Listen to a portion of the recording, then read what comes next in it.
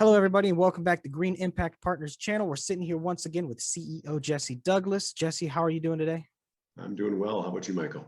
I'm doing pretty well myself. And on the last video, you did a really good job of introing yourself and kind of getting into the company a little bit. But today we want to dive just a little bit deeper if we can. So first off, give me the elevator pitch for the company. Give it someone to just walk an elevator with you. I'm like, Jesse, what does your company do?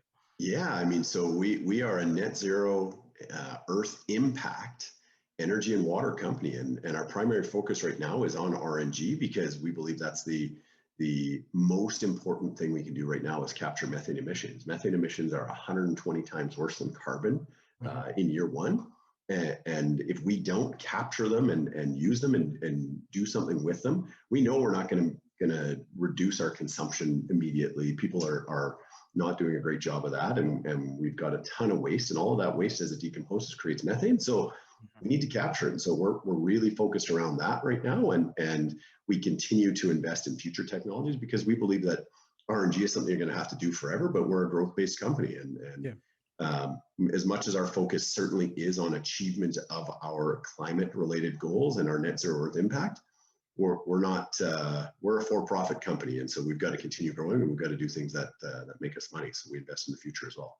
Perfect. Well, can you elaborate a little bit more on this methane capturing, right? Are you talking strictly from landfills and such? Are you talking from the farming industry? Obviously, we have multiple things that are unfortunately adding methane to our world. Yeah, all of the above. So we capture there's a ton of farming waste related to wheats and grains that don't make food grade, and so we do it from that. We capture it from organic waste from animals. We capture it from landfills. We've even got a project right now where we're digesting wood waste from forestry. So your stumps, your branches, your needles, that kind of stuff. Anything that decomposes is creating methane, and so we think it's important to broaden that technology and do it at scale and be a leader in producing clean energy from post-consumer activity. All right. And you talk about doing stuff like this by optimizing late stage technology. Can you break that term down for your common layman? Yeah, so we're not a technology company. We are using other technology that's there. And so when we say late stage, it's actually not even late stage. It's proven, it's active, it's being used somewhere in the world. You can tour a facility somewhere. So we're not taking technology risk in our facilities. We're using technology we know is proven, and we're working to. There's actually multiple technologies that we stack into it, and so where our secret sauce in making a project work really well is the stack and the coordination of those technologies. Interesting. Can you tell us where you guys are sitting currently? All right, so you guys started this company up. You got Green Impact Partners up and running. Where are you guys sitting at now versus where you started? Yeah, so we're over 100 employees right now. We've got 6 operating facilities. We just started construction on another facility. We're hoping to. We've got 12 ready for construction facilities that we're hoping to start construction on prior to the end of 2022 on almost all of those. And so, yeah, from starting it right now, we've got call it a couple $100 million balance sheet. We're hoping to get to 5 billion within the next 5 years here. Wow. Yeah, that's ambitious, man. That's that's big numbers. Can you talk about some of the things you're going to do along the way as well? Yeah, so for us, we're going to not only build the facilities and the projects that we've got and we've developed and co-developed with our development team.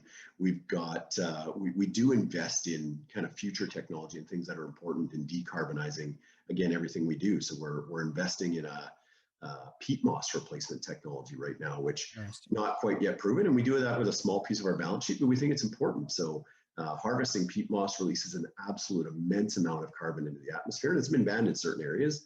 And we do think that we're going to need greenhouses and kind of greenhouse soils like peat moss in order to meet the world's growing needs for food. So we've got to find some replacements there. We're also investing into some soil technologies which reduce the need for water and fertilizer in soils and actually turn the soil, if it's got the appropriate amount of bacteria and algae in it, it becomes a carbon capture device. So lots of things that can help with our carbon goals and help with food output and reduce water consumption.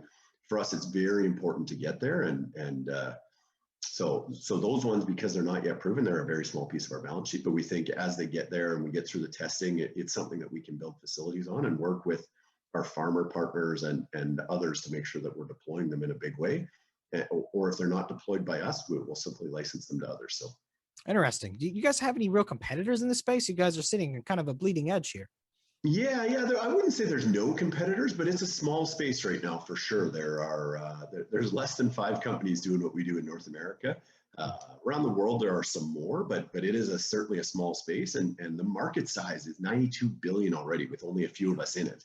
Yeah. In what needs to happen, and that's at 0.1% of the fuel being consumed. And Dang. almost all state and provincial and federal goals through North America are to try and get to 10%. So you can imagine the growth that's coming from that. And Yeah. we believe we're positioned here to lead it and focus with great projects that are achieving carbon intensity scores of negative 200 plus. So when Wow. you compare that to wind and solar, you're looking at 20 to 50 on the positive side, because there is an impact from almost everything we do. Yeah. But because we're taking it from a post-consumer operation, we're negative 200 on most of our facilities. So Wow. this is producing energy for the world's energy growing needs, and we're actually taking carbon out of the environment while we do it. Interesting. I got one more question for you. I'm just kind of pulling on your vision here. What would a net zero Earth look like to you? Oh man, it would mean that we get to do everything we do today, and that the developing world gets wealthier and everyone has access to the power and things we have.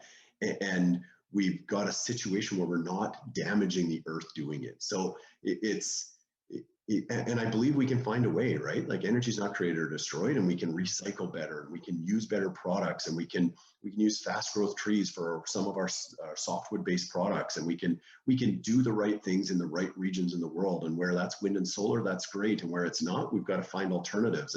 Yeah. And so it requires an absolute immense amount of innovation to go from 51 billion tons of annual carbon produced and increase our population and increase our demands and get that to zero. But that's what it looks like for us. Yeah, it's interesting because we have a continuously growing population, and providing for their needs and wants is kind of like it's a difficult thing to actually accomplish, right? So I'm curious then, Jesse, do you think that the current culture is well set and well aware of the issues versus previous eras of people, and that this is the right place and the right time? Yeah, I would say it's the right place and the right time, but I think we still are not educated enough, and we're a bit ignorant to what we can do as individuals and what we should be doing as a group, and what's best in our micro region and in our country and within our. So I think we've got a ton of learning to do, and any chance I get, and I'm going to do it now, encourage you to, if it's not doing some research and reading, like that's just not your thing, reach out to guys like me, or reach out to guys that are doing that research, and find a way to get education.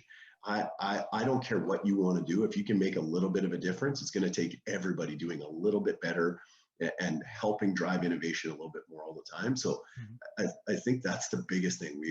It's the right time, but we still are very ignorant as a general population as to what the best things we can do right now are and what needs to be done for the long term. All right. Sounds like we got a lot of room to grow, and we can shoot videos on what it is people can do on the day to day to help out the world themselves as well, Jesse, as we go along here. Is there Yeah. anything else you want to add about the company before we go? Yeah, I mean, we've got. I would say not only are we in a space where there are very few competitors, I would argue that we have the absolute best management team and board in the space right now. We've got billions and billions of dollars deployed into clean energy, and we've got teams that have developed, built, and operated facilities for decades. And I'm super proud of them, and they continue to grow every day. And not only that, they are passionate about getting to net zero and driving this company as a leader. So yeah, excited about the amazing team that's driving this company forward. Wonderful, Jesse. Well, thank you for the overview. If anyone has any questions for us, don't be afraid to send them over to us. We'll dive into those as well. And stay tuned. We'll get some more videos to you across the wire as soon as we can. Jesse, thanks Thanks, so Michael. much for your time. Have a great day. You too.